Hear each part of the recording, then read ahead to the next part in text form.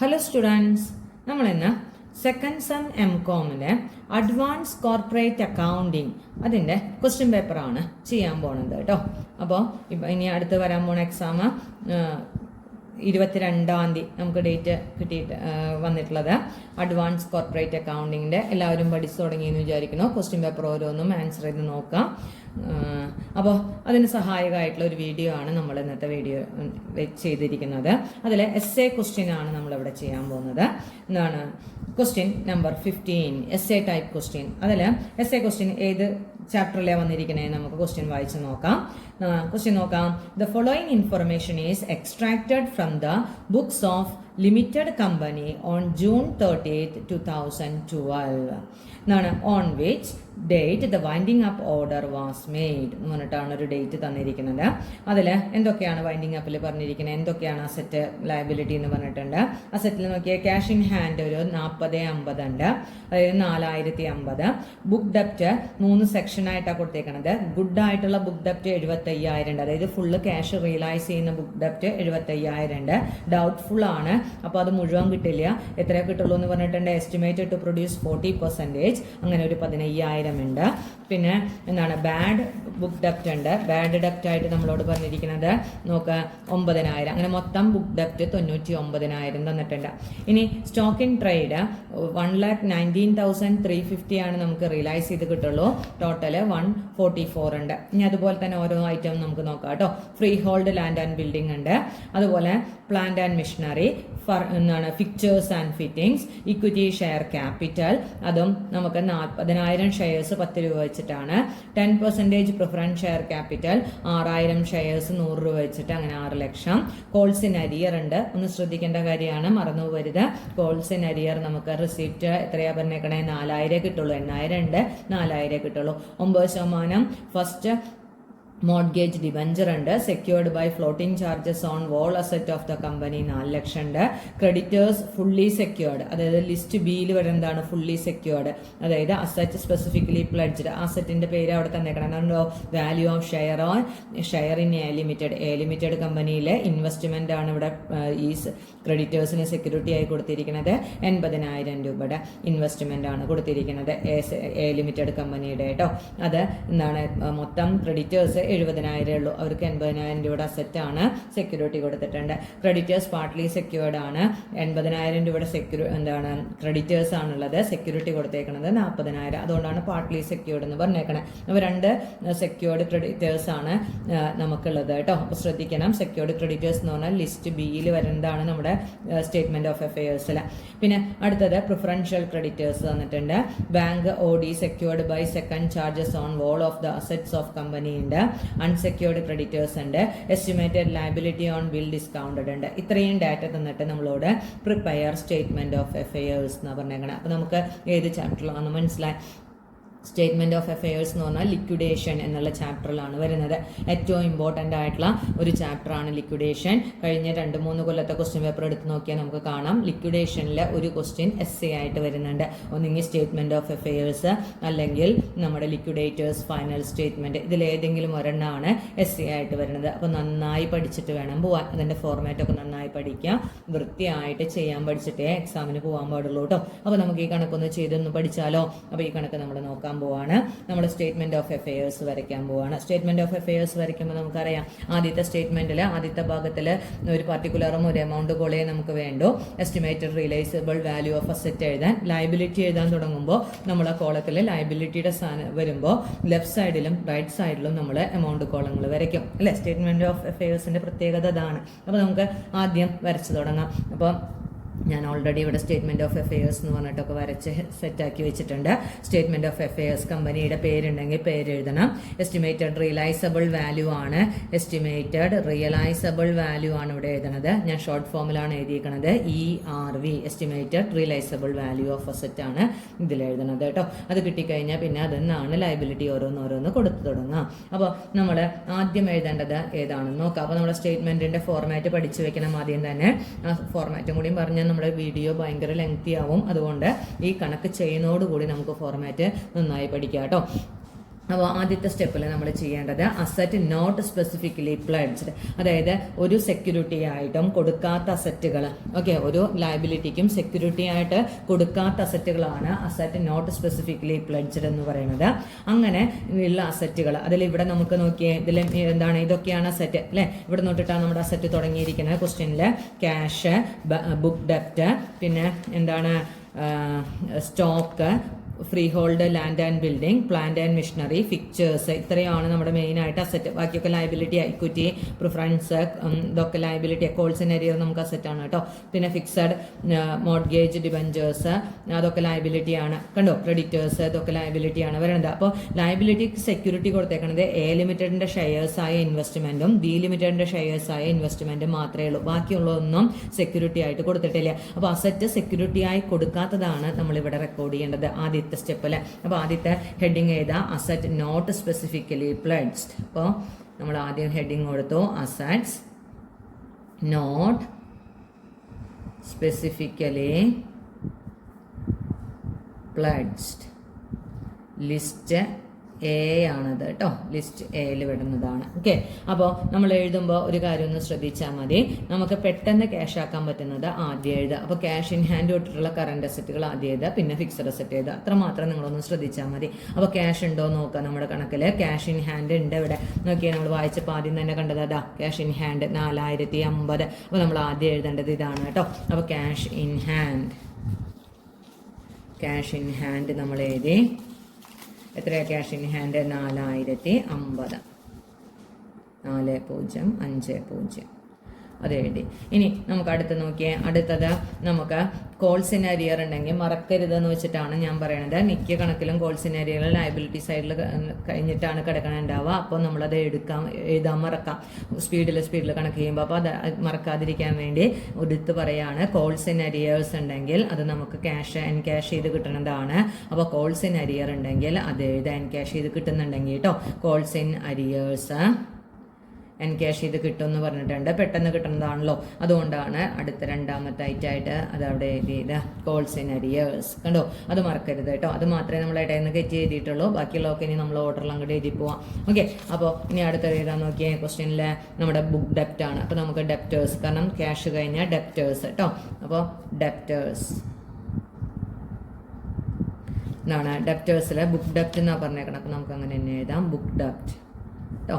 Book ഡെപ്റ്റിൽ നോക്കിക്കേ, book ഡെപ്റ്റിന് 2-3 സെക്ഷനായിട്ടാണ് കൊടുത്തേക്കണം. Good ഉണ്ട്, ഡൗട്ട്ഫുൾ ഉണ്ട്. അപ്പോൾ നമുക്ക് അങ്ങനെ ബാഡും ഉണ്ട്. അപ്പോൾ ഗുഡും ഡൗട്ട്ഫുള്ളും മാത്രമേ നമുക്ക് റിയലൈസ് ചെയ്ത് കിട്ടുള്ളൂ. റിയലൈസ് ചെയ്ത വാല്യൂ മാത്രമേ നമ്മളിവിടെ എഴുതേണ്ട ആവശ്യമുള്ളൂ കേട്ടോ. അപ്പോൾ നമ്മൾ ഗുഡായിട്ടുള്ള ബുക്ക് ഡെപ്റ്റ് ആദ്യം എഴുതി. ഗുഡായിട്ട് 75,000 ഉണ്ട്, അത് നമ്മൾ എഴുതി 75,000. പിന്നെ ഡൗട്ട്ഫുള്ളിൽ അല്ലേ, ഡൗട്ട്ഫുള്ളാണ് അടുത്തത്. ഡൗട്ട്ഫുള്ളിൽ 40% റിയലൈസ് ചെയ്യുള്ളൂ എന്ന് പറഞ്ഞിട്ടുണ്ട്. അപ്പോൾ ബാക്കി 15,000 ഡൗട്ട്ഫുള്ള് മൊത്തം ഉള്ളത്. ആ 15,000ന്റെ മുകളിൽ 40% എന്ന് പറഞ്ഞാൽ 6,000 അല്ലേ, എന്താണ് 6,000. അത് നമ്മൾ റിയലൈസ് ചെയ്തു. ഓക്കെ, കിട്ടും. അപ്പോൾ അത് രണ്ടും കൂടി കൂട്ടിയിട്ട് 75 മാറും 81,000 ഞാൻ ഇവിടെ എഴുതി. ഇവിടെ എഴുതാൻ എന്താ വെച്ചെങ്കിൽ എല്ലാ അസറ്റും കൂടി ആഡ് ചെയ്തിട്ട് നമുക്ക് ഔട്ടർ കോളത്തിൽ ഇട്ടാൽ മതി കേട്ടോ. അതിന് വേണ്ടിയിട്ട് അവിടെ എഴുതി. അപ്പോൾ ബുക്ക് ഡെപ്റ്റ് കഴിഞ്ഞല്ലോ, അപ്പോൾ ആ സെക്ഷൻ കഴിഞ്ഞു. ഇനി നമുക്ക് അടുത്തത് ഏതാണത് നോക്കിയാൽ, ബുക്ക് ഡെപ്റ്റ് കഴിഞ്ഞാൽ സ്റ്റോക്കാണ്. അപ്പോൾ നമ്മൾ അടുത്തത് എഴുതാൻ പോവാണ്, സ്റ്റോക്ക്. ഡെപ്റ്റേഴ്സ് എന്നാണ് സ്റ്റോക്ക്. സ്റ്റോക്കിൽ എത്രയാണ് കിടക്കണേ നോക്കിയാൽ, റിയലൈസബിൾ വാല്യൂ ഇവിടെ എഴുതിയേക്കണത് 1,19,350 ഓക്കെ, റിയലൈസബിൾ വാല്യൂ ആണ് കേട്ടോ. നമ്മൾ ഇതിലൊക്കെ എഴുതാം. ഇനി freehold, land and building. Okay, അടുത്തത് freehold, land and building. ഷോർട്ടാക്കാണ് സ്പീഡിൽ കഴിയാൻ വേണ്ടി. 3,91,000. ഓക്കെ, ഇനി അടുത്തത് plant and machinery. Okay, plant and machinery ഇത് നമുക്ക് വിറ്റ് കിട്ടണത് 1,06,000 ആണ്. അത് റെക്കോർഡ് ചെയ്തു. പിന്നെ അടുത്തത് ഫിക്ചേഴ്സ് ആൻഡ്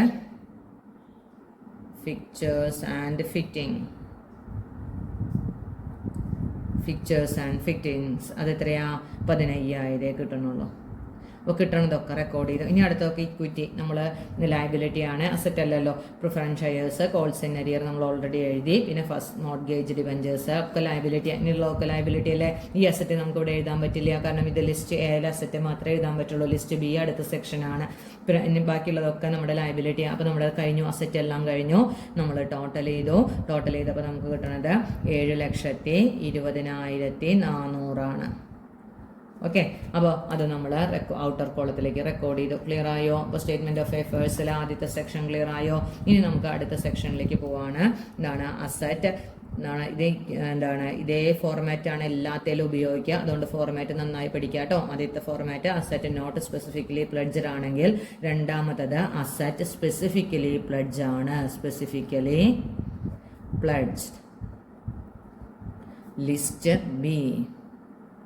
ലിസ്റ്റ് ബി വരയ്ക്കുമ്പോൾ പ്രത്യേകത പറഞ്ഞുതരാം ഞാൻ.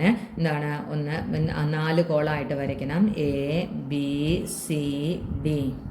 അതിൽ എ എന്ന് പറയുന്നത് എന്താണെന്ന് നമുക്ക് നോക്കാം. എ എന്ന് പറയുന്നത് എന്താണ്, റിയലൈസബിൾ വാല്യൂ ആണ് കേട്ടോ. Estimated realisable value of asset എന്താണ്, സ്പെസിഫിക്കലി പ്ലഡ്ജ്ഡ്. ഓക്കെ, അതാണ് എസ്റ്റിമേറ്റഡ് റിയലൈസബിൾ. നിങ്ങൾ എഴുതുമ്പോൾ ഫുള്ളായിട്ട് എഴുതിക്കോളൂ, ഞാനൊന്ന് ചെറുതാക്കിയിട്ട് എഴുതണേ വീഡിയോയിൽ ഫുള്ള് കവർ ചെയ്യാൻ വേണ്ടിയിട്ട്. എസ്റ്റിമേറ്റഡ് റിയലൈസബിൾ വാല്യൂ കേട്ടോ. ഇനി അടുത്തത് എന്താണ്, due to secured creditors. Secured ക്രെഡിറ്റേഴ്സിന് കൊടുക്കേണ്ട കാശ് കേട്ടോ. ഡ്യൂ ടു സെക്യൂർഡ് ക്രെഡിറ്റേഴ്സ് കേട്ടോ. അതെത്രയാണ്, അതായത് സെക്യൂർഡ് ക്രെഡിറ്റേഴ്സിന് കൊടുക്കേണ്ടത് എത്രയാണ് എന്നുള്ളതാണ് ഇവിടെ എഴുതേണ്ടത്. ഇനി അത് കൊടുത്തു കഴിഞ്ഞിട്ട് ബാക്കി ഡെഫിഷ്യൻസി ആണ് വരണമെങ്കിൽ, അവിടെ ബാക്കി ഇനിയും കൊടുക്കാൻ അവർക്ക് കിടക്കണമെങ്കിൽ ആ ഡെഫിഷ്യൻസി എഴുതാൻ വേണ്ടിയിട്ടുള്ളതാണ് മൂന്നാമത്തെ കോളം. നാലാമത്തെ കോളം എന്ന് പറയുന്നത് എന്താണ്, സർപ്ലസ് വല്ലതും ഉണ്ടെങ്കിൽ ആ സർപ്ലസ് എഴുതാൻ വേണ്ടിയിട്ടാണ്. ചിലപ്പോൾ ഇവർക്ക് കൊടുത്തു കഴിഞ്ഞാൽ ബാക്കി ഉണ്ടാവും, റിയലൈസബിൾ വാല്യൂൻ്റെ, ആ ബാക്കി എഴുതാനുള്ളതാണ് നാലാമത്തെ കോളം. അപ്പോൾ 4 കോളങ്ങൾ മനസ്സിലായോ? ഓക്കെ, എന്താണെന്ന്. അപ്പോൾ നമുക്കിവിടെ ഈ ലിസ്റ്റ് ബിയിൽ വരുന്ന 2 ഇതായുള്ളൂ. ഒന്ന് ക്രെഡിറ്റേഴ്സ് ഫുള്ളി സെക്യൂർഡും 2 ക്രെഡിറ്റേഴ്സ് പാർട്ട്ലി സെക്യൂർഡും. മനസ്സിലായി? 2നും മാത്രമേ അസറ്റ് സ്പെസിഫിക്കലി പ്ലഡ്ജ് ചെയ്തിട്ടുള്ളൂ. അപ്പോൾ അതാണ് ഈ ലിസ്റ്റ് ബിയിൽ വരുന്നത് കേട്ടോ. അപ്പോൾ നമ്മൾ ആദ്യം ഏത് അസറ്റാണ്, നമ്മുടെ ഇൻവെസ്റ്റ്മെന്റ് ആണ്. ഇതൊക്കെ എയിൽ ഇൻവെസ്റ്റ് ചെയ്ത ഇൻവെസ്റ്റ്മെന്റ് ആണ് നമ്മളവിടെ റിയലൈസ് ചെയ്യുന്നത്. എ ലിമിറ്റഡിന്റെ ഇൻവെസ്റ്റ്മെന്റ്, എ ലിമിറ്റഡിൽ ഇൻവെസ്റ്റ് ചെയ്ത ഇൻവെസ്റ്റ്മെന്റ് ആണ് റിയലൈസ് ചെയ്യുന്നത്. എത്രയാണ് റിയലൈസ് ചെയ്യുന്നത്? 80,000 ആണ്. ഓക്കെ, അപ്പോൾ റിയലൈസബിൾ എസ്റ്റിമേറ്റഡ് റിയലൈസബിൾ വാല്യൂ 80,000 ആണ് നമ്മളിവിടെ എഴുതുന്നത്. മനസ്സിലായോ? അപ്പോൾ എന്താ എഴുതേണ്ടത് മനസ്സിലായോ? ഇനി നോക്കിയേ, അതിൽ സെക്യൂരിറ്റി, അതായത് ഇതിന്റെ fully secured creditors fully secured എത്രയാണ് മൊത്തം നോക്കിയേ, കാശ് 70,000 ആണ്. അപ്പോൾ അവർക്ക് കൊടുക്കേണ്ട കാശ് എത്രയാ? 70,000. അസറ്റ് വിറ്റാ കിട്ടുന്നത് 80,000. അപ്പോൾ അവർക്ക് കൊടുക്കേണ്ട കാശാണ് ഡ്യൂ ടു സെക്യൂർഡ് ക്രെഡിറ്റേഴ്സ് എന്ന് പറഞ്ഞിട്ട് ഇവിടെ എഴുതുക, 70,000. മനസ്സിലായോ? Okay, due to secured creditors എന്ന് പറഞ്ഞിട്ട് നമ്മൾ എൻ്റർ എഴുതി, ഈ 70,000 നമ്മൾ എഴുതി. ക്ലിയർ ആയോ? അപ്പോൾ നോക്കിയാൽ 80,000 രൂപ അസറ്റ് വിറ്റ് കിട്ടി, 70,000 അവർക്ക് കൊടുക്കണ്ടോ. അപ്പോൾ ബാക്കി 10,000 നമുക്ക് ലാഭമല്ലേ, അതിനെ സർപ്ലസ് എന്ന് പറയും. ബാക്കി 10,000 നമ്മൾ എന്ത് പേര് കൊടുത്തോ, സർപ്ലസിൽ എഴുതി. മനസ്സിലായോ? ഇനി നമുക്ക് ബി സെക്യൂരിറ്റി ഇൻവെസ്റ്റ് ചെയ്തിട്ടില്ലേ, അത് വിറ്റിട്ടില്ലേ. അപ്പം സെക്യൂരിറ്റി ബി വിറ്റത് കേട്ടോ, ഇൻവെസ്റ്റ്മെന്റ് ബി വിറ്റത് എത്രയാണ് കിട്ടിയ, വിറ്റിട്ട് 40,000 കിട്ടി. കണ്ടോ, 40,000 ആണ് ബി വിറ്റിട്ട് കിട്ടിയേക്കണേ. എത്ര രൂപയുടെ ക്രെഡിറ്റേഴ്സ് ആയിരുന്നു? 80,000 രൂപയുടെ ക്രെഡിറ്റേഴ്സ്. അപ്പോൾ അവർക്ക് കൊടുക്കാനുള്ള കാശ് എത്രയാ? 80,000. അപ്പോൾ അവിടെ ഡെഫിഷ്യൻസി അല്ലേ, 80,000 രൂപ കൊടുക്കണവർക്ക് നമ്മൾ 40,000 രൂപയുടെ അസറ്റാണ് വിറ്റിരിക്കണേ. അപ്പോൾ ബാക്കി 40,000 എന്ത് വരും? ഡെഫിഷ്യൻസി കോളത്തിൽ എഴുതുക. അപ്പോൾ അവിടെ സർപ്ലസ് ഇല്ല, ഡെഫിഷ്യൻസി ഉള്ളൂ. മനസ്സിലായോ? അപ്പോൾ ഇത്രയേ ഉള്ളൂ ലിസ്റ്റ് ബിയിൽ. 2 സെക്യൂരിറ്റി ആണ് ക്രെഡിറ്റേഴ്സിന്, സെക്യൂർഡ് ക്രെഡിറ്റേഴ്സിന് കൊടുത്തിട്ടുണ്ടായിരുന്നത്. അത് രണ്ടും നമ്മൾ റെക്കോർഡ് ചെയ്ത് കഴിഞ്ഞു. ഇനി ഇതിൻ്റെ ഈ കോളങ്ങളൊക്കെ നമുക്കൊന്ന് ടോട്ടൽ ചെയ്യണം. ഓക്കെ, ടോട്ടൽ ചെയ്ത് നോക്കിയേ. എസ്റ്റിമേറ്റഡ് റിയലൈസബിൾ വാല്യൂ 80,000, 40,000 അല്ലേ, 1,20,000. ഓക്കെ, ഇനി അടുത്തത് നോക്കിയേ, 70ഉം 80ഉം 1,50,000. ഇനി ഇവിടെ 40,000 ഡെഫിഷ്യൻസി, ഇവിടെയോ 10,000 സർപ്ലസ്. മനസ്സിലായോ? അപ്പോൾ ഇത്രയാണ് നമ്മുടെ ഈ കോളം കംപ്ലീറ്റ് ആയി. ഇനി ഇതിൽ സർപ്ലസ് മാത്രം എടുത്ത് ഔട്ടർ കോളത്തിൽ ഇടണം. കാരണം ഇവർക്ക് കൊടുത്തതിന് ശേഷം ബാക്കിയുള്ള അസറ്റ്, ബാക്കി വലിയുള്ള അസറ്റ് നമുക്ക് എല്ലാവർക്കും കൊടുക്കാൻ വേണ്ടി ഉപയോഗിക്കാം, ബാക്കി കാശ്. അപ്പോൾ അത് നമ്മൾ എന്തിലേക്ക് മാറ്റണം? നമ്മൾ സർപ്ലസിലേക്ക്, നമ്മൾ സർപ്ലസ് ഔട്ടർ കോളത്തിലേക്ക് മാറ്റണം. അപ്പോൾ നമ്മൾ എങ്ങനെ പറഞ്ഞിട്ട് എഴുതുന്ന അത് എഴുതണം, estimated surplus from assets specifically pledged. Asset specifically pledged. എത്രയാണ് surplus from assets specifically pledge എത്രയാണ് 10,000. അത് കിട്ടിക്കഴിഞ്ഞാൽ അതൊന്ന് ടോട്ടൽ ചെയ്തിട്ട് അവിടെ ഇടുക. അപ്പോൾ 7,20,400 കൂടെ 10,000 കൂട്ടിയാൽ 7,30,400. അതിനും നമ്മൾ പേര് കൊടുക്കണം. ഇതെന്ന് പറഞ്ഞാൽ ഇനി ബാക്കിയുള്ളവർക്ക് കൊടുക്കാനുള്ള ബാക്കിയുള്ളവരെ നമ്മളൊരു ഓർഡർ ഉണ്ട്, ആ ഓർഡർ അനുസരിച്ചാണ് നമ്മളിവിടെ എഴുതുക. ആർക്കാണ് ആദ്യം കൊടുക്കുക എന്ന് വെച്ചാൽ ഇവർക്ക് കൊടുത്തു കഴിഞ്ഞില്ലേ, ഇവർക്ക് കൊടുത്തു കഴിഞ്ഞാൽ പിന്നെ അടുത്ത് കൊടുക്കുക പ്രിഫറൻഷ്യൽ ക്രെഡിറ്റേഴ്സിനാണ്. അവർക്ക് കൊടുത്തു കഴിഞ്ഞാൽ പിന്നെ കൊടുക്കുക ഡിബഞ്ചേഴ്സ്, അതുപോലെ ബാങ്ക് ലോണ്, അങ്ങനെ എന്തെങ്കിലും ഉണ്ടെങ്കിൽ അങ്ങനത്തെ ഡിബഞ്ചേഴ്സ്, ലോണ്, സെക്യൂർഡ് ലോണൊക്കെ, അതായത് പാർട്ട്ലി സെക്യൂർഡ് ആയിട്ടുള്ള അസറ്റ്, ഓൾസ് അസറ്റ്, ഫ്ലോട്ടിംഗ് സെക്യൂരിറ്റി ഉള്ള ലോണോ ഡിബഞ്ചറോ ഒക്കെ ഉണ്ടെങ്കിൽ അതിനാണ് രണ്ടാമത് കൊടുക്കുക. അപ്പോൾ പ്രിഫറൻഷ്യൽ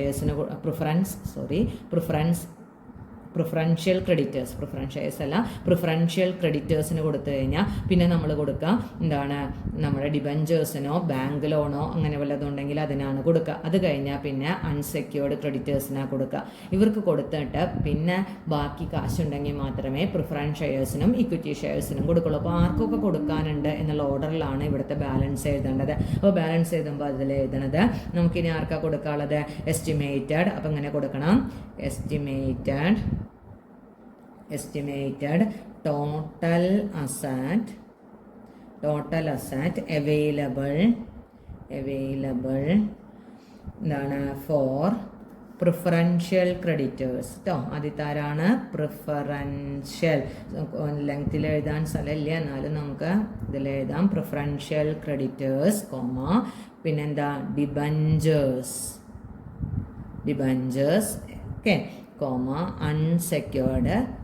അൺസെക്യൂർഡ് ക്രെഡിറ്റേഴ്സ്. കണ്ടോ, ആർക്കൊക്കെ കൊടുക്കാനുള്ള ഓർഡറാണ് കേട്ടോ അത്. അപ്പോൾ അങ്ങനെ കൊടുക്കാൻ പാടില്ല. അപ്പോൾ ആദ്യം പ്രിഫറൻഷ്യൽ ക്രെഡിറ്റേഴ്സ്, പിന്നെ ഡിബഞ്ചേഴ്സ്, അതുപോലെയുള്ള ലോൺ ഡിബഞ്ചേഴ്സ് പോലുള്ളവർ, പിന്നെ അൺസെക്യൂർഡ് ക്രെഡിറ്റേഴ്സ്, അവർക്ക് കൊടുക്കാനുള്ളതാണ് ഈ 7,30,400 ബാലൻസ് ഉള്ളത്. അപ്പോൾ ക്ലിയർ ആയോ? ഇങ്ങനെ എഴുതി കഴിഞ്ഞാൽ പിന്നെ നമുക്ക് അടുത്ത സ്റ്റെപ്പിൽ സമ്മറി ഓഫ് അസറ്റ് എഴുതണം കേട്ടോ. അപ്പോൾ അടുത്ത സ്റ്റെപ്പ് നമ്മൾ എഴുതാൻ പോവുകയാണ് സമ്മറി ഓഫ് ഗ്രോസ് അസറ്റ്. അപ്പോൾ അടുത്ത നെക്സ്റ്റ് നമ്മൾ ചെയ്യുന്നതാണ് സമ്മറി ഓഫ് ഗ്രോസ് അസറ്റ് ആണ് നമ്മൾ എഴുതാൻ പോകുന്നത്. അപ്പോൾ നമ്മൾ ഹെഡിങ് കൊടുത്തു, ഇവിടെ ഹെഡിങ് കൊടുക്കുകയാണ് summary of gross asset.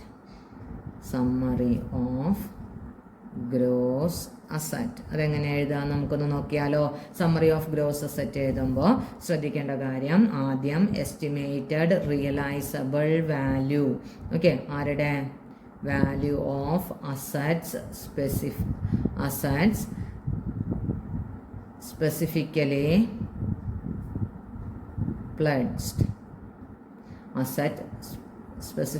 pledged. എത്രയാ നോക്കിയേ, എന്താണ് estimated realisable value of asset specifically pledge. അതായത് ഇവിടെ അസറ്റ് സ്പെസിഫിക്കലി പ്ലഡ്ജ് എടുത്തു, അതിലെ എസ്റ്റിമേറ്റഡ് റിയലൈസബിൾ വാല്യൂ ടോട്ടൽ എത്ര നോക്കിയേ 1,20,000. ഇതാണ് ആദ്യം നമ്മൾ എഴുതേണ്ടത് സമ്മറി ഓഫ് അസറ്റിലെ ആദ്യത്തെ ഐറ്റം. അപ്പോൾ estimated realisable value of asset specifically pledge എത്രയാ 1,20,000. ഇനി അതർ അസറ്റിൻ്റെ എസ്റ്റിമേറ്റഡ് റിയലൈസബിൾ വാല്യൂ, അതായത് 7,20,400, അതാണ് രണ്ടാമത് എഴുതേണ്ടത് കേട്ടോ. അപ്പോൾ estimated realisable value of other asset, okay, list L asset കേട്ടോ. അത് എത്രയാണ് 7,00,000, നമ്മളിവിടെ കണ്ടുപിടിച്ചിട്ടുണ്ടല്ലോ 7,20,400 കേട്ടോ. അപ്പോൾ എഴുതാൻ പോവാണ് 7,20,400. ഇത് രണ്ടും കൂടി ടോട്ടൽ ചെയ്യുക. അപ്പോൾ അതാണ് ടോട്ടൽ ഗ്രോസ് അസറ്റ് കേട്ടോ. അതിനെയാണ് നമ്മൾ എന്ത് പറയുക, ഗ്രോസ് അസറ്റ് എന്ന് പറയുക. എത്രയാ അപ്പോൾ 8,60,40,400 നമ്മുടെ ഗ്രോസ് അസറ്റ്. ഈ ഗ്രോസ് അസറ്റ് ഇന്നർ കോളത്തിൽ എഴുതിയിടാൻ പാടുള്ളൂ. അതൊരു ഇതാണ്, ഒരു സ്റ്റെപ്പായിട്ട് നമ്മൾ എഴുതണതാണ്. അതിനെ വരച്ചിടുക, ഫുൾ ലെങ്ത്തിലും വരച്ചിടുക. അപ്പോൾ എങ്ങനെയാണ് ഗ്രോസ് അസറ്റ് കണ്ടുപിടിക്കാമെന്ന് മനസ്സിലായോ? ഇത് ഈ സ്റ്റേറ്റ്മെൻറ്റിൻ്റെ ഉള്ളിൽ നമ്മൾ റെക്കോർഡ് ചെയ്ത് വെക്കേണ്ടതാണ്. ഇനി നമുക്ക് അടുത്ത എഴുതാനുള്ളത് ലയബിലിറ്റീസ് ആണ്. ലയബിലിറ്റീസ് തുടങ്ങുമ്പോൾ നമുക്ക് അതിന് എന്ത് വരയ്ക്കണം, ലെഫ്റ്റ് സൈഡിലും കൂടിയും ഒരു കോളം വരയ്ക്കണം. ഗ്രോസ് ലയബിലിറ്റി എഴുതാനുള്ള ഒരു കോളം നമ്മൾ ലെഫ്റ്റ് സൈഡിലും കൂടിയും റെക്കോർഡ് ചെയ്യണം. ഓക്കെ, അപ്പോൾ ലെഫ്റ്റ് സൈഡിലും കൂടിയും ടീച്ചർ ഒരു കോളം വരച്ചു കേട്ടോ. ആ കോളത്തിൽ നമ്മൾ ലയബിലിറ്റീസിൽ ആദ്യം ഇവിടെ ഹെഡിങ് കൊടുക്കുക, ഗ്രോസ് ലയബിലിറ്റീസ് എഴുതാനുള്ളതാണ്. ഗ്രോസ് ലയബിലിറ്റീസ് കേട്ടോ. ഇത് നമ്മൾ നേരത്തെ മറ്റേത് ഈ നേരത്തെ കോളത്തിൻ്റെ കണ്ടിന്യൂവേഷൻ തന്നെയാണ്. അപ്പോൾ ലയബിലിറ്റിയിൽ നമ്മൾ ആദ്യം എഴുതേണ്ടത് എന്താണെന്ന് പറയാം. നമ്മൾ ഓൾറെഡി കൊടുത്ത ലയബിലിറ്റിയിലെ, അതായത് ഇവിടെ ഇവർക്ക് സെക്യൂർഡ് ക്രെഡിറ്റേഴ്സിന് കൊടുത്ത ലയബിലിറ്റിയിലെ, അതാണ് ആദ്യമായിട്ട് എഴുതേണ്ടത്. ഓൾറെഡി കൊടുത്തു കഴിഞ്ഞതാണ് ആദ്യത്തെ ലയബിലിറ്റി റെക്കോർഡ് ചെയ്യേണ്ടത്. അപ്പോൾ നമ്മളെങ്ങനെ എഴുതണോ, എന്താണ് സെക്യൂർഡ് ക്രെഡിറ്റേഴ്സ്, അതായത് ലിസ്റ്റ് ബി കേട്ടോ, ടു ദ എക്സ്റ്റെൻഡ് ഓഫ്, എത്ര കൊടുത്തത് എന്നുള്ള അർത്ഥം, to the extent of claims covered. Okay, claims cover ചെയ്ത അത്രയും ഭാഗത്ത് എന്താണ് സെക്യൂർഡ് ക്രെഡിറ്റേഴ്സ്. കാരണം മുഴുവൻ നമ്മൾ കവർ ചെയ്തിട്ടില്ല, കുറച്ചിനെയും ബാക്കിയുണ്ട്. അപ്പോൾ കവർ ചെയ്തത് മാത്രമാണ് ആദ്യം റെക്കോർഡ് ചെയ്യേണ്ടത്. ഇനി കവർ ചെയ്യാത്ത ബാക്കിയുള്ള ഭാഗ്യം നമ്മൾ അൺസെക്യൂർഡ് ക്രെഡിറ്റേഴ്സ് ആയിട്ട് എഴുതും കേട്ടോ. അപ്പോൾ അത് ഞാൻ അവിടെ പറഞ്ഞുതരാം. അപ്പോൾ ഇവിടെ കവർ ചെയ്തത് എങ്ങനെയാണ് കണ്ടുപിടിക്കുന്നത് ഇവിടെ പറഞ്ഞുതരാം. നമ്മൾ കവർ ചെയ്തത് എങ്ങനെയാണെന്ന് നോക്കിയേ, നമ്മുടെ ആ ടേബിൾ നമ്മൾ ആദ്യം എടുത്തു. നോക്കിയേ, ആദ്യത്തെ ആൾക്കാർക്ക് കൊടുക്കാണ്ടായിരുന്നു, നോക്കിയേ എ ലിമിറ്റഡ് സെക്യൂരിറ്റിയിൽ കൊടുക്കാണ്ടായിരുന്ന 80,000 അസറ്റ് വിറ്റിട്ട് നമുക്ക് 70,000 കൊടുക്കാണ്ടായിരുന്നുള്ളൂ. അപ്പോൾ 70,000 മുഴുവൻ കൊടുത്തു കഴിഞ്ഞു, നമ്മുടെ 70,000 മുഴുവൻ കൊടുത്തു കഴിഞ്ഞു. പിന്നെ ഇവിടെ ഉള്ളത് 80,000 കൊടുക്കാണ്ട്, പക്ഷെ 40,000 കൊടുത്തു കഴിഞ്ഞിട്ടുള്ളൂ അല്ലേ. അസറ്റ് വിറ്റ മുഴുവൻ കാശല്ലേ കൊടുത്തു കഴിഞ്ഞിട്ടുള്ളൂ. അപ്പോൾ 70,000 കൊടുത്തു കഴിഞ്ഞു, 40,000 കൊടുത്തു കഴിഞ്ഞു. അങ്ങനെ 70 40 എന്ന് പറഞ്ഞാൽ 1,10,000 ആണ് ക്ലെയിം കവർ ചെയ്തത്. മനസ്സിലായോ? ആ 1,10,000 ഇപ്പോൾ 70,000 ഈ 40,000 അതാണ് നമ്മളിവിടെ എന്താണ് ക്ലെയിംസ് കവർ ചെയ്തത്. അപ്പോൾ എങ്ങനെയാണ് കിട്ടിയെന്ന് മനസ്സിലായോ? ലിസ്റ്റ് എയിൽ നമുക്ക് ലിസ്റ്റ്, അതായത് സെക്യൂരിറ്റി എ വിറ്റ് കിട്ടിയ കാശിന്ന് ഒരു 70,000 ക്ലെയിം കൊടുത്തു കഴിഞ്ഞു. പിന്നെ ബി വിറ്റ് കിട്ടിയ കാശിന്ന് ഒരു 40,000 കൊടുത്തു കഴിഞ്ഞു. ഓക്കെ, അങ്ങനെ മൊത്തം 70 40 1,10,000 ആണ് നമ്മുടെ കവർ ചെയ്ത് കഴിഞ്ഞത്. മനസ്സിലായോ? അത് കൊടുത്തു കഴിഞ്ഞതായതുകൊണ്ട് ഇവിടെ നിന്ന് ലെസ് ചെയ്യേണ്ട ആവശ്യമില്ല. ഇനിയുള്ളതൊക്കെ നമ്മളിങ്ങനെ ലെസ് ചെയ്യും, ടോട്ടലിൽ നിന്ന് നമ്മൾ ഇതൊക്കെ ലെസ് ചെയ്ത് പോവുകയാണ് ചെയ്യുക കേട്ടോ. 7,30,400 ഇനി ഓരോന്നും ഇങ്ങനെ ലെസ് ചെയ്ത് പോവുക ചെയ്യുക. അപ്പോൾ ഇവിടെ ലെസ് ചെയ്യേണ്ട ആവശ്യമില്ല, ഓൾറെഡി കൊടുത്തു കഴിഞ്ഞതല്ലേ, നമ്മൾ ലിസ്റ്റ് ബിയിൽ ഇവിടെ കൊടുത്തു കഴിഞ്ഞതല്ലേ. അപ്പോൾ ഇനി ഇവിടെ അത് ലെസ് ചെയ്യേണ്ട ആവശ്യമില്ല. അപ്പോൾ ആ ഭാഗത്ത് ഞാൻ ഇല്ലട്ടോ. അപ്പോൾ ഇനി അടുത്തത് നമ്മൾ കൊടുക്കേണ്ടത് പ്രിഫറൻഷ്യൽ ക്രെഡിറ്റേഴ്സ് ആണ്. നമ്മൾ ഓർഡറിലാണ് എഴുതി വെച്ചേക്കണേ. അപ്പോൾ അടുത്ത സ്റ്റെപ്പിൽ നമ്മൾ ആദ്യം കൊടുക്കേണ്ടത് ആർക്കാണ്? പ്രിഫറൻഷ്യൽ ക്രെഡിറ്റേഴ്സിന്. ആരാണ് നമുക്ക് പ്രിഫറൻഷ്യൽ ക്രെഡിറ്റേഴ്സ് എത്രയുണ്ട് നോക്കിയേ, 15,000 ഉണ്ട്. അപ്പോൾ ഞാൻ റെക്കോർഡ് ചെയ്തു. എന്താണ് അടുത്തത്? എന്താണ് പ്രിഫറൻഷ്യൽ ക്രെഡിറ്റേഴ്സ് എത്രയാണ്? ലിസ്റ്റിൻ്റെ പേര് എഴുതിക്കോളൂ കേട്ടോ, സി. ഓക്കെ, ലിസ്റ്റ് സി ആണ് പ്രിഫറൻഷ്യൽ ക്രെഡിറ്റേഴ്സ്. അത് എത്രത്തോളം ഉണ്ട് നോക്കിയേ, 15,000 ഉണ്ട്. അപ്പോൾ നമ്മുടെ ലയബിലിറ്റിയിലും നമ്മൾ 15,000 എഴുതി നമ്മളത് കൊടുക്കാൻ പോവാണ്. അപ്പോൾ ഈ കോളത്തിലും റൈറ്റ് സൈഡിലുള്ള കോളത്തിലും 15,000 എഴുതി അത് കൊടുത്തിട്ട് ഇനി ബാക്കി എത്രയുണ്ടെന്ന് നോക്കിയേ. അപ്പോൾ എത്രയുണ്ട് നമ്മുടെ കയ്യിൽ ടോട്ടല്? 7,30,400 ഉണ്ട്. ആ 7,30,400 15 കുറച്ചാൽ ബാക്കി 7,15,400 അല്ലേ. അപ്പോൾ 7,15,400 ആണ് നമ്മുടെ എന്തെന്ന് പറയുന്നത് ബാലൻസ് ഉള്ളത്. ആ ബാലൻസിന് പേര് കൊടുക്കണം കേട്ടോ. കുറച്ച് ലെങ്തി പേരാണ്, പക്ഷെ എഴുതാൻ മടി കാണിക്കരുത് കേട്ടോ. എഴുതിക്കോളൂ. എന്താണ് എസ്റ്റിമേറ്റഡ്? ഇനി ആർക്കുള്ളത്? അത് estimated total asset available to, അല്ലെങ്കിൽ അവൈലബിൾ ഫോർ ആർക്കൊക്കെ? എന്താണ് ഡിബഞ്ചർ ഹോൾഡേഴ്സ് ആൻഡ് എന്താണ് അൺസെക്യൂർഡ് ക്രെഡിറ്റേഴ്സ്. അവർക്ക് 2 പേർക്കുള്ളതല്ലേ. അപ്പോൾ അങ്ങനെ ഓർഡറിൽ എഴുതണം കണ്ടോ. ഇനി ഡിബഞ്ചർ ഹോൾഡേഴ്സിന് കുറച്ച് കൊടുത്തു കഴിഞ്ഞാൽ ബാക്കിയുള്ളതിനെ asset available to unsecured creditors എന്ന് പറയും. അപ്പോൾ ബാലൻസ് എങ്ങനെ എഴുതി പോവാന്ന് മനസ്സിലായോ? അപ്പോൾ അടുത്ത സ്റ്റെപ്പിൽ നമ്മൾ എന്ത് കൊടുക്കുകയാണ്? ഡിബഞ്ചർ ഹോൾഡേഴ്സിന്, അതായത് ലിസ്റ്റ് ABC D ആണ് വരിക അല്ലേ. ഡിബഞ്ചർ ഹോൾഡേഴ്സിന് കൊടുക്കുകയാണ് കേട്ടോ. ഡിബഞ്ചർ ഹോൾഡേഴ്സിന് കൊടുക്കണത് എത്രയാണ് കൊടുക്കാനുള്ളത് നോക്കിയേ. ഡിബഞ്ചർ ഹോൾഡേഴ്സിൻ്റെ മോർഗേജ് ഡിബഞ്ചേഴ്സ് എന്ന് പറഞ്ഞിട്ട് 4 ലക്ഷം ഉണ്ട്. അപ്പോൾ നമ്മളിവിടെ അടിയിൽ എഴുതി മോർഗേജ് അറിയാൻ വേണ്ടിയിട്ടൊന്ന് എഴുതണതാണ്. മോർഗേജ്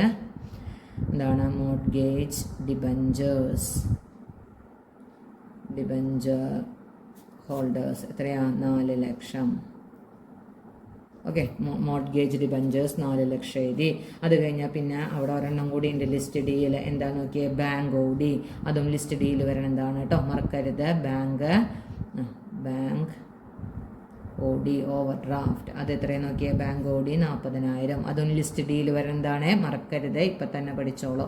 അത് രണ്ടും കൂടി കൂട്ടിയിട്ട് 4,40,000 നമ്മൾ കൊടുത്തു.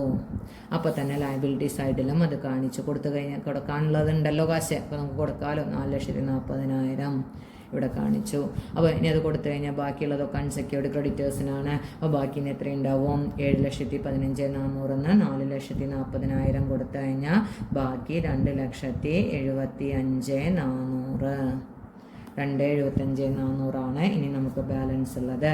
അതിനെ നമ്മൾ എന്ത് പറഞ്ഞു? എസ്റ്റിമേറ്റഡ് എന്താണ്? Balance of asset available to unsecured creditors. കണ്ടോ, അവർക്ക് മാത്രമല്ല ഇനി അടുത്ത് കൊടുക്കാമല്ലോ. അപ്പോൾ ഇനി അടുത്ത സ്റ്റെപ്പിൽ അൺസെക്യൂർഡ് ക്രെഡിറ്റേഴ്സ് നമ്മൾ കണ്ടുപിടിക്കുകയാണ് കേട്ടോ. അൺസെക്യൂർഡ് ക്രെഡിറ്റേഴ്സ് എന്താ വരിക? ലിസ്റ്റ് D കഴിഞ്ഞാൽ E.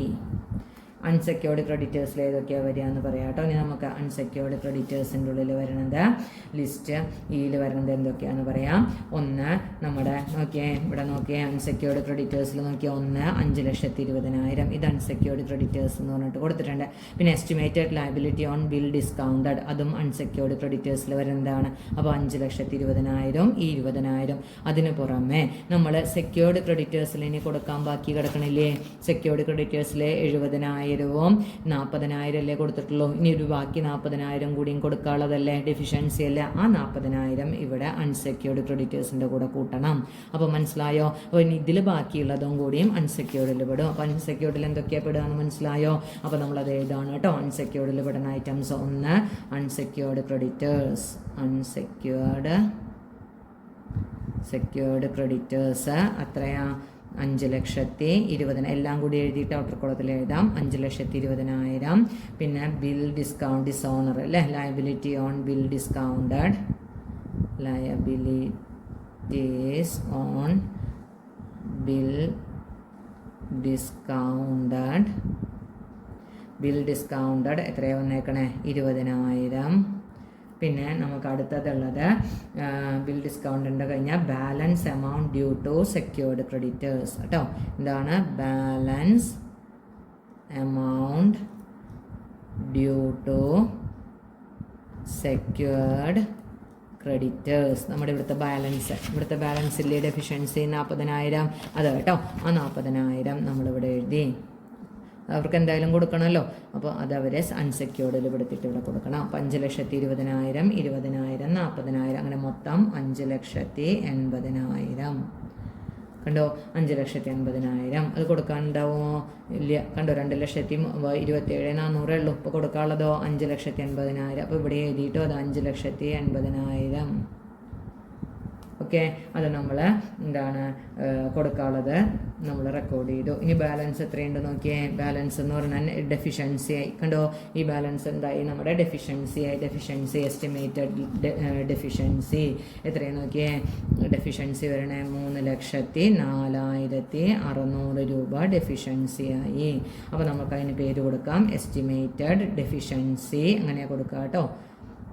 എസ്റ്റിമേറ്റഡ് എന്താണ് ഡെഫിഷ്യൻസി എന്താണ് ആസ്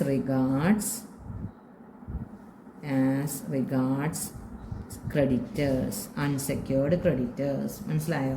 ഓക്കെ, അതെന്ന് പറഞ്ഞാൽ എന്തായിരിക്കും? ഈ ഡിഫറൻസ് ബിറ്റ്വീൻ ടോട്ടൽ. അപ്പോൾ ഇവിടുത്തെ ഒരു ടോട്ടൽ ലയബിലിറ്റി നോക്കിക്കഴിഞ്ഞാൽ ടോട്ടൽ ലയബിലിറ്റിയും ടോട്ടൽ അസറ്റും തമ്മിലുള്ള ഡിഫറൻസ് ആയിരിക്കും കേട്ടോ. എന്താണ് ഗ്രോസ് അസറ്റും ഗ്രോസ് ലയബിലിറ്റിയും തമ്മിലുള്ള ഡിഫറൻസ് ആയിരിക്കും. അത് വേണമെങ്കിൽ ചെയ്ത് നോക്കിയാൽ നമുക്ക് കാണാൻ പറ്റും.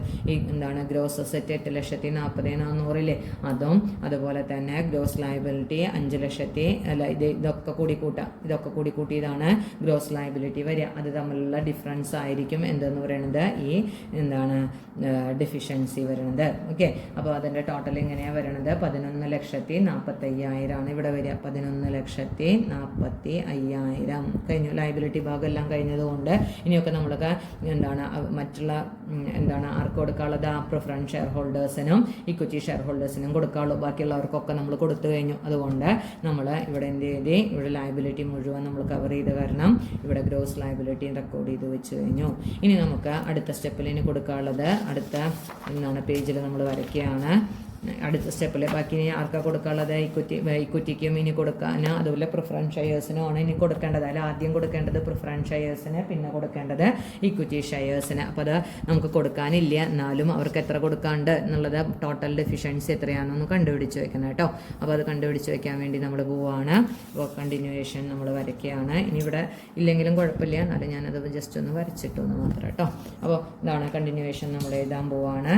ഇനി അടുത്തത് ഇതാണ് ഹെഡിങ് കൊടുക്കണത് issued and called up capital. Issued and called up capital. അതിൽ ആദ്യം പ്രിഫറൻസ് ഷെയർ ക്യാപിറ്റൽ കേട്ടോ. അതായത് പ്രിഫറൻസ് ഷെയർ ഹോൾഡേഴ്സിന് കൊടുക്കാനുള്ളതാണ് കേട്ടോ. പ്രിഫറൻസ് ഷെയർ ഹോൾഡേഴ്സിന് എഴുതിയാലും മതി. ഹോൾഡേഴ്സ് എത്രയാണ് കൊടുക്കാനുള്ളത് നോക്കിയേ. പ്രിഫറൻസ് ഷെയർ ഹോൾഡേഴ്സിന് നമുക്ക് ക്വസ്റ്റ്യൻ എടുത്തൊന്ന് നോക്കാം. എത്രയാണ് കൊടുക്കാനുള്ളതെന്ന്? പ്രിഫറൻസ് ഷെയർ ഹോൾഡേഴ്സിന് 6 ലക്ഷം കൊടുക്കാനുണ്ട്. അപ്പോൾ നമുക്ക് 6 ലക്ഷം നമ്മൾ എഴുതി. പ്രിഫറൻസ് ഷെയർ ഹോൾഡേഴ്സിന് 6 ലക്ഷം. ഇനി ഇക്വിറ്റി ഷെയർ ഹോൾഡേഴ്സിന് എത്ര കൊടുക്കാണ്ട്? ഇക്വിറ്റി ഷെയർ ഹോൾഡേഴ്സ് അവർക്ക് എത്ര കൊടുക്കാണ്ട്? മൊത്തം അവർക്ക് കൊടുക്കാനുള്ളത് ഇക്വിറ്റി ഷെയർ ഹോൾഡേഴ്സിന് കൊടുക്കാനുള്ളത് 4 ലക്ഷമാണ്. പക്ഷെ അതിൽ കോൾസ് ഇൻ എയർ ഇത് കിടക്കുന്നുണ്ട്. അപ്പോൾ less calls in arrear, calls unpaid. Calls unpaid ആണ്. എത്രയാണ് അൺപെയ്ഡ്? മൊത്തം 8,000 ഉള്ളതിൽ 4,000 അല്ലേ തന്നിട്ടുള്ളൂ, ബാക്കി 4,000 അൺപെയ്ഡ് അല്ലേ. അപ്പോൾ 4,000 ഇങ്ങനെ വന്നതിന് മനസ്സിലായോ? 8,000 മൊത്തം കോൾസിന് അരിയർ ഉണ്ടായിരുന്നു. ആ 8,000-ൽ 4,000 അവർ തന്നു, ബാക്കി 4,000 മനസ്സിലായോ? ബാലൻസ് 4,000 ആണ് നമുക്കിവിടെ എഴുതിയത്. അത് കോൾസ് അൺപെയ്ഡ് നമ്മൾ ലെസ് ചെയ്തു. ബാക്കി എത്രയുണ്ട്? 3,96,000 അല്ലേ. 3,96,000 ഇത് രണ്ടും കൂടി ടോട്ടൽ ചെയ്തതാണ് 9,96,000. ഇനിയും ബാക്കി ബാലൻസ് കൊടുക്കാൻ കിടക്കുന്നുണ്ട്. അപ്പോൾ ഓൾറെഡി ഇവിടെ ഡെഫിഷ്യൻസി ഉണ്ട്. നമ്മൾ ചെയ്ത് വെച്ചാൽ ഓൾറെഡി ഇവിടെ എന്തുണ്ട്? ഡെഫിഷ്യൻസി കിടക്കുന്നുണ്ട്. 3,04,600 കിടക്കുന്നുണ്ട്. അതിൻ്റെ കൂടെ എത്രയും കൂടിയും വന്നു എന്നാണ് 9,96,000 കൂടിയും വന്നു. അപ്പോൾ മൊത്തം എത്രയാണ് വന്ന് നോക്കിയേ? 13,600,000 ടോട്ടൽ ഡെഫിഷ്യൻസി. മനസ്സിലാവുണ്ടോ? അപ്പോൾ അവിടെ എഴുതി വെക്കണം. എന്താണ് അതിന്? Estimated deficiency. Estimated deficiency as regards ഇതാണ് contributories. ലിസ്റ്റ് എച്ച് മറക്കരുത് കേട്ടോ. ലിസ്റ്റ് എച്ച് എഫ് ആണ് കേട്ടോ അത് വരിക. Equity share holders list F, ഇത് ലിസ്റ്റ് എച്ച്. ഈ ആൻസറാണ് നമുക്ക് വരേണ്ടത്. ഓക്കെ, ക്ലിയർ ആയോ? അപ്പം എന്താണെന്ന്? അപ്പോൾ ഇത്രയും എന്താണ് ഇങ്ങനെ എഴുതി ഇത്രയും കവർ ചെയ്ത് കഴിഞ്ഞാൽ നമ്മൾ ഈ ആൻസറാണ്, ഈ ലാസ്റ്റ് ആൻസറാണ് നമുക്ക് കിട്ടേണ്ടത്. അത് ഡെഫിഷ്യൻസിയാണ് ഇതിൽ കിട്ടിയിരിക്കുന്നത്. ക്ലിയർ ആയോ? ഇങ്ങനെയാണ് ആ എസ് എ കംപ്ലീറ്റ് ചെയ്യുക. അപ്പോൾ എസ് എയുടെ ഫോർമാറ്റ് പഠിക്കണം. ഇതേ ഫോർമാറ്റിലാണ് നമ്മൾ സ്റ്റേറ്റ്മെൻറ്റ് ഓഫ് അഫയേഴ്സ് എല്ലാ ക്വസ്റ്റ്യനിലും ചെയ്യേണ്ടത് കേട്ടോ. അപ്പോൾ ക്ലിയർ?